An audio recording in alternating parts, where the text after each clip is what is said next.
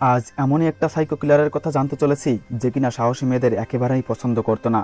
যে মেয়েরা পুরুষদের সাথে উচ্চ গলায় কথা বলতো, জানোয়ারটা তাদের খুব নির্মমভাবে টর্চার সহ ধর্ষণ করে মেরে ফেলতো, যা দেখে যে কারো গা শিউরে উঠবে। তবে কাহিনী তো আরো ভয়ঙ্কর হয়ে ওঠে যখন এই কেস একটা মহিলা এসপিকে দেওয়া হয়। কিন্তু সে কি পারবে শয়তানটাকে ধরতে, নাকি তার সাথেও খুব খারাপ কিছু ঘটবে? এই সব কিছুই জানতে আমার সাথেই থাকুন।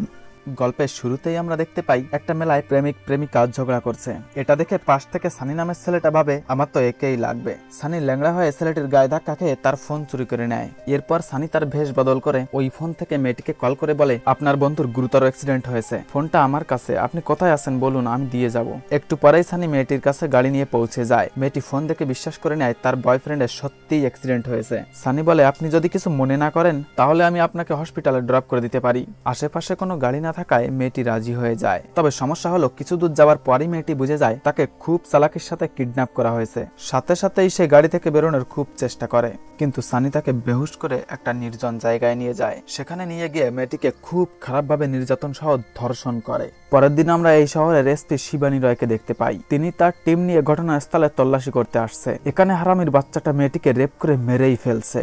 ম্যাডাম খুব ইন্টেলিজেন্ট একজন অফিসার। তিনি বডি থেকেই বলে দেন রেপ করার আগে খুব খারাপভাবে মেয়েটিকে টর্চার করা হয়েছিল আর সোশ্যাল কোনো বেল্ট দিয়ে তাকে মারা হয়েছে। এবার যে লোকটিকে দেখতে পাচ্ছেন এনাকে সবাই পণ্ডিত বলে ডাকে। ইনিই সানিকে এই শহরে আনছেন। সানি একজন কন্ট্রাক্ট কিলার, মানে টাকার বিনিময়ে মানুষ খুন করে। পাশে থাকা লোকটি সানির হাতে একটা ছবি দিয়ে বলে, নাম কমল, এনাকে খুন করতে হবে। এরই মধ্যে খবরে দেখায় শিবানী রয় মিডিয়ার সামনে বলছে ওই পাগলা খুনি বেশিক্ষণ লুকিয়ে থাকতে পারবে না, খুব শীঘ্রই ওর কলার ধরে আমরা কোর্টে হাজির করব।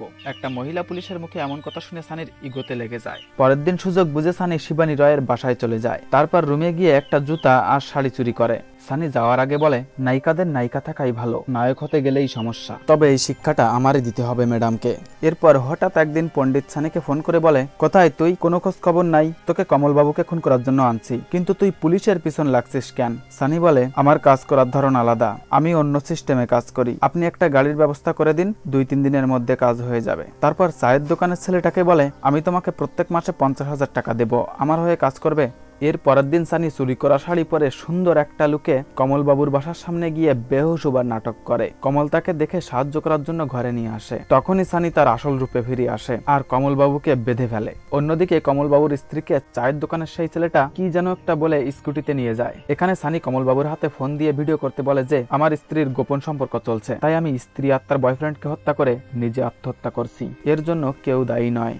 বলা মাত্রই সানি কমলবাবুকে এমনভাবে মেরে ফেলে যাতে মনে হয় এটা সত্যিই সুইসাইড। অন্যদিকে ছেলেটা কমলবাবুর স্ত্রীকে নিয়ে গাড়িতে উঠে স্টার্ট দেওয়ার সাথে সাথেই ধাম করে বম ফেটে যায়। সকালেই পুলিশ তাদের লাশ উদ্ধার করে। ম্যাডাম বলে, এটা আত্মহত্যা নয়, খুনি আমার সেই শাড়িটা দিয়েই এনাকে ঝুলিয়ে রাখছে। পরের দিন অফিসে মিটিং এ শিবানী রয় বলছে, আমাদের কাছে এখন পরিষ্কার হয়ে গেল ওই মেয়েটির খুন আর কমলবাবুর খুন একজনই করছে। ও খুব ভয়ানক, ওর ধরা খাবার কোনো ভয় নেই। আমার মনে হয় ইগোর সন্তুষ্টির জন্য এইসব করছে। এরই মধ্যে চাওয়ালা অফিসে চা দিতে আসে। তবে অবাক করা বিষয় হচ্ছে এটা সানি। সে বোবাসে যে চায়ের দোকানে কাজ করার জন্য ঢুকছে যাতে করে শিবানী ম্যাডামের উপর নজর রাখতে পারে। এখানের কেউ খুনির চেহারা দেখেনি, তাই সানির আসল পরিচয় কেউ বুঝতে পারে না। পরের দিন ম্যাডাম চলে যায় যেখানে গাড়ি ব্লাস্ট হয়েছিল সেখানে। তিনি ওখানে লোকজনদের কাছে জিজ্ঞেস করে, কিন্তু কেউ তেমন কিছু বলতে পারে না। চলে আসার সময় ছোট্ট একটা ছেলে তাকে মুখে লাগানোর পাম্প দেয়। ম্যাডাম তাকে পুলিশের অফিসে নিয়ে আসে যাতে খুনির চেহারা বর্ণনা করলে আর্টিস্ট সেই অনুযায়ী আঁকতে পারে।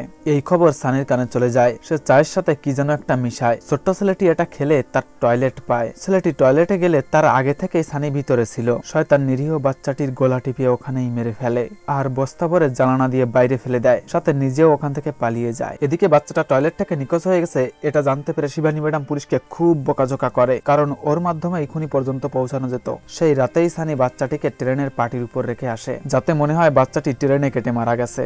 এই খবর মিডিয়াতে ছড়িয়ে পড়ে। সবাই বাচ্চাটির মৃত্যুর জন্য ম্যাডামকে দায়ী করে। এতে পুলিশ ডিপার্টমেন্টের উপর খুব চাপ পড়ে, তাই সিনিয়র অফিসার বাধ্য হয়ে শিবানী ম্যাডামকে অন্য শহরে ট্রান্সফার করে। তবে শিবানী রয় হাল ছাড়ে না। তিনি সমস্ত অফিসারকে এক জায়গায় ডেকে বলে, নতুন এসপি আসতে 2 দিন লাগবে, আমার হাতে এখনো 2 দিন সময় আছে, এরই মধ্যে ধরতে হবে শয়তানকে। এই 2 দিন আমাদের দিন রাত কাজ করতে হবে। আর কমলবাবুর খুনি সুপারি কে দিছিল আগে তাকে খুঁজে বার করতে হবে। কিছুক্ষণ পরেই পুলিশরা অনেক কষ্টে পণ্ডিতের লোক পর্যন্ত পৌঁছে যায় আর তাকে খুব মারলে তিনি সানির নাম বলতে বাধ্য হয়। কথা অনুযায়ী ম্যাডাম টিম নিয়ে সেখানে পৌঁছে যায়। চারিদিকে খোঁজাখুঁজির পর অন্য একটা মেয়েকে পায় খুব খারাপ অবস্থায়। তার মানে শয়তান আবার এই মেয়েটিকে তুলে নিয়ে ধর্ষণ করছে। সৌভাগ্যবশত মেয়েটি এখনো জীবিত আছে। তবে কিছুক্ষণ আগেই খবর পেয়ে সানি ওখান থেকে বেরিয়ে যায়। হঠাৎ সানি দেওয়ালের সাথে ধাক্কা খেয়ে নিজেকে আহত করে ফেলে। বলে অনেক হয়েছে ম্যাডাম, আর না। একটু পরেই ম্যাডামের গাড়ির সামনে গিয়ে পড়ার অভিনয় করে সানি। ম্যাডাম তো চাওয়ালা দীপক নামে চেনে সানিকে। বলে দীপক, কে করছে তোমার এই অবস্থা, কে করছে? শীঘ্রই গাড়িতে ওঠো, হসপিটালে যেতে হবে। ম্যাডাম দ্রুত হসপিটালের দিকে এগোতে থাকে। হঠাৎ তখনই সানি পিছন দিয়ে তার বেল্ট দিয়ে ম্যাডামকে মারার চেষ্টা করে। কিন্তু শিবানীর আগে থেকেই সন্দেহ হয়েছিল এটা সানি হতে পারে, কারণ গাড়িতে ওঠার সময় ওর ধারালো সেই বেল্ট দেখা যাচ্ছিল। তাদের মধ্যে খুব হাতাহাতি হয়। শিবানী রয় সানিকে খুব মারছিল, কিন্তু হঠাৎ ম্যাডামের পায়ে সানি ব্রেক ঢুকিয়ে দেয়। ম্যাডাম বন্দুক খুঁজতে যায় কিন্তু পায় না। তিনি ঠিক মতন হাঁটতেও পারছে না, তাও সানির পিছু করতে থাকে। তখনই সানি নদীতে ঝাঁপ দেয়। ম্যাডামও পরপর ঝাঁপ দেয় আর সানিকে ধরে ফেলে, কিন্তু বেশিক্ষণ ধরে রাখতে পারে না। সেখান থেকেও সানি একেবারেই পালিয়ে যায়। এরই মধ্যে একটা দিন পার হয়ে গেছে। ম্যাডামের হাতে আর মাত্র 24 ঘন্টা সময় আছে। তাই তিনি কোনোভাবে প্রাথমিক চিকিৎসা নিয়ে আবার সানিকে খোঁজার কাজে লেগে পড়ে। চাওয়ালা ছেলেটাই যে সানি, এই খবর সারা শহরে ছড়িয়ে পড়ে। এদিকে সানি মাথা নেড়া করে একটা ঘর থেকে বিপ্লব বেনিওয়াল নামের একজন রাজনীতিবিদকে ফোন করে। বলে সামনেই ইলেকশন, আপনার ভোটে জেতার জন্য 2 জন লোক বাধা হয়ে দাঁড়িয়েছিল। একজনকে তো আমি মেরেই দিয়েছি, আরেকজনকে মারবে কে? বিপ্লব বেনিয়াল বলে তুই মারবি? আর বলে তোর কত টাকা লাগবে? সানি বলে আমার কোনো টাকা লাগবে না, আপনি শুধু আমাকে এই শহর থেকে বার করে দেবেন। তার কিছুক্ষণ পরে সানি ম্যাডামকে কল করে বলে, আরে ম্যাডাম, আপনি তো আমাকে ভাইরাল করে দিলেন। টিভি অন করার সাথে সাথেই তো নিজেকেই দেখতে পাচ্ছি। যাই হোক, আমি কাল রাতেই শহর ছেড়ে চলে যাব। তবে যাওয়ার আগে আপনাকে একটা উপহার দিয়ে যেতে চাই। আপনারই মতন একজন সাহসী মহিলাকে কিডন্যাপ করে তাকে ধর্ষণ করব, আর তাকে মেরে কোনো ময়লা আবর্জনার ফাঁসে ফেলে রাখবো। আপনার যদি সাধ্য থাকে তা আপনি বাঁচান। ম্যাডাম বলে কুত্তার বাচ্চা, একবার তোকে হাতের কাছে পাই এমন অবস্থা করব নিজেকে আয়না দেখেও চিনতে পারবি না। ম্যাডাম অফিসে এসে এই বিষয়টা নিয়ে আলোচনা করে। একটা অফিসার বলে, ম্যাডাম সানি হয়তো আমাদের এই দিকে কাজে লাগিয়ে অন্য দিক দিয়ে শহর ছেড়ে পালানোর ব্যবস্থা করছে। ম্যাডাম বলে না, ও সত্যি কোনো কিছু ঘটাতে চলেছে। ওর ধরা খাওয়ার কোনো ভয় নেই, ওর ইগোটাই মেন। কিন্তু কাকে টার্গেট করতে পারে? সবাই মিলে শহরের বিভিন্ন বড় পর্যায়ের মহিলাদের পর্যবেক্ষণ করে, তবে কোনোভাবে হিসাব মেলে না। তখনই হঠাৎ অন্য একটা পুলিশ এসে বলে, সুনন্দা চৌধুরী পার্টি এবার বিপ্লব বাবুকে নির্বাচনের টিকিট দিছে, কিন্তু তার বিপরীতে ছিল 2 জন প্রতিদ্বন্দ্বী। একজন ছিল কমল বাবু, তাকে তো সানি মেরেই ফেলছে। দ্বিতীয়জন হলো সুনন্দা চৌধুরী, তিনি অলরেডি মানুষের মন জয় করে ফেলছে। মনে হচ্ছে নির্বাচনে তার বিজয় নিশ্চিত, তাই টার্গেট ওনাকেই করতে পারে। পুলিশটার কথায় আসলে যুক্তি আছে, তাই সব অফিসাররা কাজে লেগে পড়ে আর শহরের প্রত্যেকটা অলিগলিতে পুলিশ লাগিয়ে দেয়। তারা সুনন্দাকে কল করে, কিন্তু তার আগেই সানি ভেষ বদল করে তাকে কিডন্যাপ করে নেয় আর বস্তায় ভরে কোথায় যেন নিয়ে যাচ্ছে। শিবানী রয় বুঝতে পারে যেখান থেকে কিডন্যাপ হয়েছে সানি তার আশেপাশেই কোথাও সুনন্দাকে লুকিয়ে রাখছে। এদিকে আমরা সানিকে দেখতে পাই যে কিনা সুনন্দাকে বারবার মেরে বলছে, দেখ তোর ক্ষমতা এখন আমার পায়ের কাছে, আরো দেখা সাহস, আরো দেখা। পাশে থাকা একটা সুন্দরী মেয়েকেও সে কিডন্যাপ করেছে। তাকে বলে, দাঁড়াও সুন্দরী, এরপর তোমার পালা। সানি আসলে মানসিক রোগী হয়ে গেছে, এইসব করতে তার এখন খুব ভালো লাগে। শিবানী ম্যাডাম প্রত্যেক ঘরে ঘরে গিয়ে সানি আর সুনন্দার ছবি দেখিয়ে জিজ্ঞাসাবাদ করে, কিন্তু কেউ তাদের দেখেনি। ওই দিন দীপাবলি ছিল, সবাই তাদের ঘর খুব সুন্দরভাবে সাজাচ্ছিল। তারই ভিতর ম্যাডামের চোখ পড়ে একটা ঘরের দিকে যেখানে কেউ দীপাবলি মানাচ্ছে না। তার সন্দেহ হয়, কিন্তু তিনি ঘরের ভিতর যেতে চাইলে ঘরের লোকজন তাকে বাধা দেয়। ম্যাডাম নিজের পরিচয় দিলে মহিলা কাঁদতে কাঁদতে বলে, একটা ছেলে একজনকে আর আমার মেয়েকে উপরে বেঁধে রাখছে, আমরা যদি মুখ খুলি তাহলে ওদের মেরেই ফেলবে, প্লিজ আমার মেয়েকে বাঁচান। শিবানী রয় বন্দুক নিয়ে খুব সাবধানের সাথে উপরে উঠে যায়, কিন্তু সানি পিছন দিয়ে এসে মাথায় বাড়ি দিয়ে ম্যাডামকে বেহুশ করে হাত বেঁধে রাখে। একটু পরেই ম্যাডামের যখন জ্ঞান ফেরে তিনি দেখেন সানি সুনন্দাকে তার বেল্ট দিয়ে গলা চেপে ধরে আছে। তখন শিবানী রয় বলে, এমন করে বাপ তোর মাকে মেরে ফেলছিল তাই না? তোর মা ছাদে গিয়ে লুকিয়েছিল, কিন্তু তোর বাবার মদ খেয়ে অতটা হুঁশ ছিল না তোর মাকে খুঁজে পাবে। তুই বলছিলিস মা ওখানেই লুকিয়ে আছে, কুত্তার বাচ্চা, নিজের বাপের হাতেই মাকে খুন করিয়েছিস।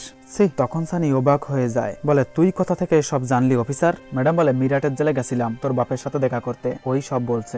এইসব কথা শুনে শয়তানের নিঃশ্বাস নিতে কষ্ট হয়ে যায়, কারণ অনেক আগে থেকেই সানির ইস্তমার সমস্যা ছিল। এই সুযোগে শিবানী রয় ওই মেয়েটিকে রঙের দিকে ইশারা করে। তারা খুব চালাকির সাথে ওখানে গিয়ে রং ছুড়ে মারে সানির গায়ে, এতে তার নিঃশ্বাস নিতে আরো কষ্ট হয়ে যায়। তখন শিবানী ম্যাডাম হাত খুলে সেই বেল্ট দিয়ে সানিকে খুব মারতে থাকে, মারতে মারতে একেবারে রাস্তায় নিয়ে আসে। ম্যাডামের কষ্ট হয়ে গেলে ওই 2 জন মারতে থাকে শয়তানকে। আসলে কুত্তার বাচ্চার সাথে এমন হওয়াটাই উচিত ছিল। পাশে এসে শিবানী ম্যাডাম কাঁদতে থাকে, তবে এই কান্না সুখের কান্না। এত কষ্টের পর শেষ পর্যন্ত মিশন কমপ্লিট হয়েছে, আর সাথে সাথে এই গল্প এখানেই শেষ হয়ে যায়। বন্ধুরা, গল্পটি কেমন লাগলো অবশ্যই কমেন্ট করে জানাবেন, আর যদি একটুও ভালো লাগে দয়া করে আমার এই নতুন চ্যানেলে একটা লাইক ও সাবস্ক্রাইব করে দিয়ে যাবেন।